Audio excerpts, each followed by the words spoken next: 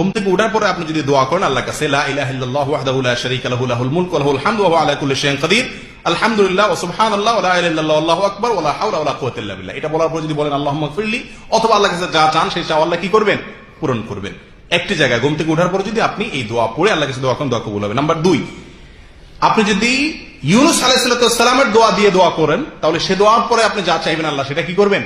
কবুল করবেন। বা সে দোয়া পড়তে পড়তে আপনি যা মনে মনে চাইবেন সে দোয়া আল্লাহ কবুল করবেন। কারণ এই বিষয়ে নবী আলাইহিস সালাম বলেছেন, সূরা নাসাইতে বর্ণিত হয়েছে, সাঈদ ইবনে আবি ওয়াক্কাস বর্ণনা করেছেন যে দাওয়াতু যিন্নুন ইযা দাআ বিহা ওয়া ফি বাতনিল হুত লা ইলাহা ইল্লা আনতা সুবহানাকা ইন্নী কুনতু মিনাজ জালিমিন ফাইন্নাহু লাম ইয়াদউ বিহা রাজুলুন মুসলিমুন ফি শাইইন ক্বাত ইল্লা ইস্তাজাবা আল্লাহু লা। ইতিহাসে কেউ লা ইলাহা ইল্লা আনতা সুবহানাকা ইন্নী কুনতু মিনাজ জালিমিন এই দোয়া পড়ে আল্লাহর কাছে দোয়া করছে আর দোয়া কবুল হয় নাই, এরকম ঘটনা ঘটে নাই। কি বলতেছেন? নবী আলাইহিস সালাম বলতেছেন। প্রিয় ভাই, তাহলে যেই কোনো বিপদ থেকে বাঁচার জন্য একটা কমন দোয়া আছে, কি?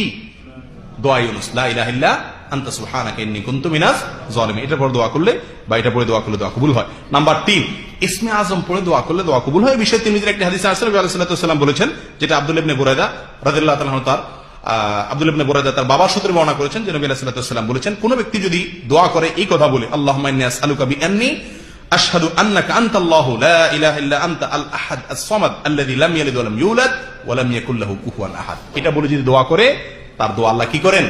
কবুল করেন। কয়টা গেল? 3।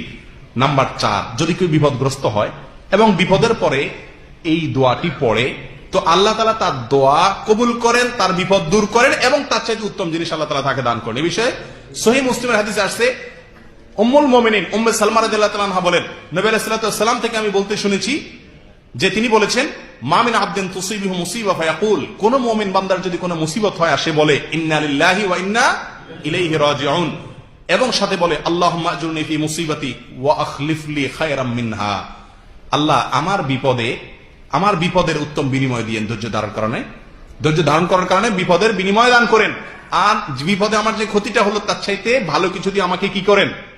পোষায়া দিয়েন।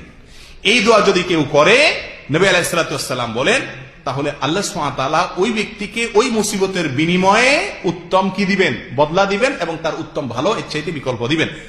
উম্মে সালমা রাদিয়াল্লাহু আনহা বলেন, এই দোয়া নবী আলাইহিস সালাম থেকে শেখার পরে আমার স্বামী আবু সালামা যখন মারা গেছেন, আবু সালামার মৃত্যুর পরে আমি আল্লাহর কাছে দোয়া করছি, আল্লাহ সুবহানাহু ওয়া তাআলা আবু সালামার মতো স্বামীকে হারাইছি, এরপরে রাসূলকে আমার স্বামী বানাই দিয়েছেন। দোয়া কিরকম কবুল হয়েছে দেখছেন? তাহলে এই দোয়া করলে দোয়া কবুল, এই দোয়া করে দোয়া করলে কি হয়? দোয়া কবুল হয়। কয়টা গেল? 4টা। নাম্বার 5, আল্লাহর কাছে যে ব্যক্তি জিকির করে বেশি বেশি, তার দোয়া কি হয়? ওই জিকিরের পর